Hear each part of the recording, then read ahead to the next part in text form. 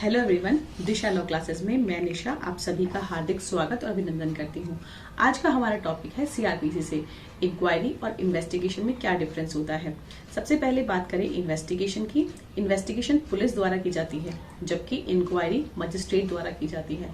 दूसरी बात है कि इन्वेस्टिगेशन जो है उसको डिफाइन किया गया है सेक्शन 2H में, जबकि इंक्वायरी को डिफाइन किया गया है सेक्शन 2G में। सीआरपीसी की पेरेक्ट में आप इसे टैली कर सकते हैं।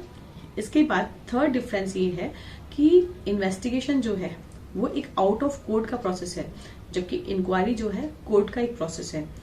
सबसे बेसिक जो और मेन डिफरेंस जो है इंक्वायरी और इन्वेस्टिगेशन में वो ये है कि इंक्वायरी जो है उसमें वो इसलिए की जाती है कि प्राइमा फेसी ऑफेंस बन रहा है या फिर नहीं बन रहा है, जबकि इन्वेस्टिगेशन जो है इसलिए किया जाता है साक्ष्य को इकट्ठा करने के लिए। इस तरह से बीच में एक लाइन ड्रॉ करके हम इस तरह से डिफरेंसेस को एक्सप्लेन कर सकते हैं। अब बात करते हैं कि सामान्य भाषा में इन्वेस्टिगेशन और इंक्वायरी जो है इसका प्रोसेस कैसे होता है। सबसे पहले जब कभी एफआईआर दर्ज होती है तब पुलिस इन्वेस्टिगेट करती है। इन्वेस्टिगेट इसलिए करती है साक्ष्य को इकट्ठा करने के लिए। जब पुलिस किसी भी अपराधी के खिलाफ साक्ष्य को इकट्ठा कर लेती है तब वह कोर्ट के समक्ष चालान पेश करती है, अर्थात जिसे हम कहें 173(2) में पुलिस रिपोर्ट पेश करती है। ये एक फर्स्ट स्टेज है।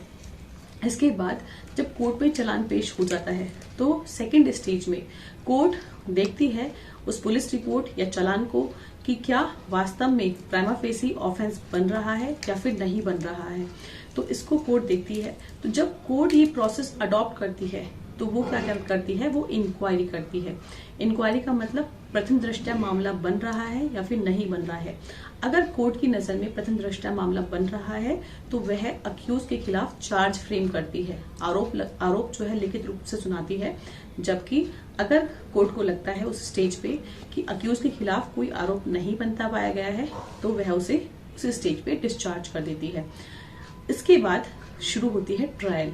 सो इन्वेस्टिगेशन और इंक्वायरी, ये प्रश्न जो है आपके एलएलबी के पॉइंट ऑफ व्यू से भी इम्पोर्टेंट है, साथ ही साथ में ये इम्पोर्टेंट है आपके जुडिशियल एग्जाम्स के लिए भी। Thank you.